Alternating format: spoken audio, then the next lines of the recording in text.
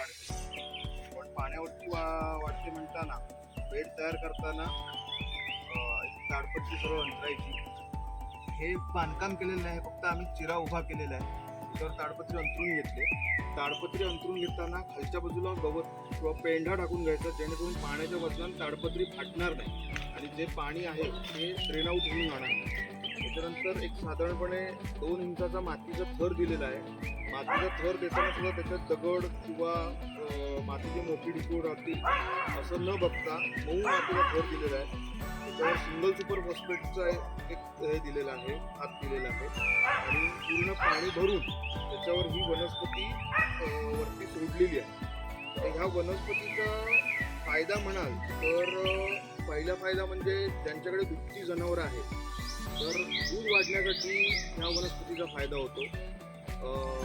Proteins म्हणजे दुधामधल्या fats proteins वाढण्यासाठी या वनस्पतीचा फायदा होतो.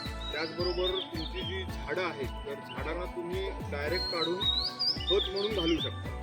त्यामुळे जसं आपण सेंद्रिय खत देतो त्याच पद्धतीने हे वनस्पती तुम्ही झाडांना खत म्हणून देऊ शकता.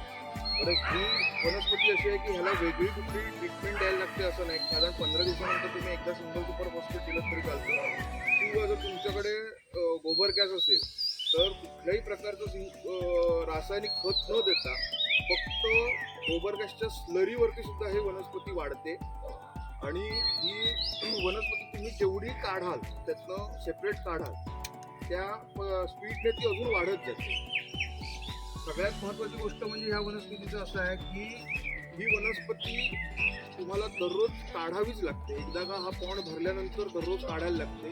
कारण जर वनस्पती या पॉन्डमध्ये अति वाढली आणि गर्दी झाली तर ती सुकून मरायला लागते. तुम्ही जेवढी काढाल तेवढी ही वनस्पती हिरवी राहते आणि वाढत राहते. त्याच्यानंतर सांगायची गोष्ट म्हणजे अशी की आता हे आमच्याकडे 2 पॉन्ड आहेत. आम्ही ह्या वनस्पतीचा वापर गुरांसाठी करतो. कोकण क्षेत्रामध्ये काही वेळेला काय होतं की गुरं उन्हाळ्याची सोडत नाही, त्यांना आपण डाव्यावरतीच चारा घालतो. आमच्याकडे हिरवा चारा आहे, त्याच्याबरोबर थोडीशी भुशी आणि हे आम्ही गुरांना घालतो.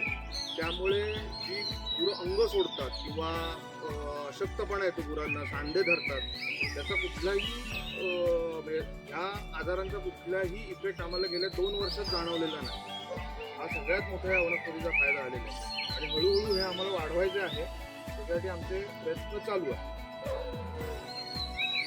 आता हे पूर्ण या दोन्ही पॉन्डमधलं हार्वेस्टिंग करून झालं की साधारण आठवड्याभरानंतर तुम्ही जर येऊन बघितलं तर हे परत पूर्ण भरलेलं असेल. धन्यवाद.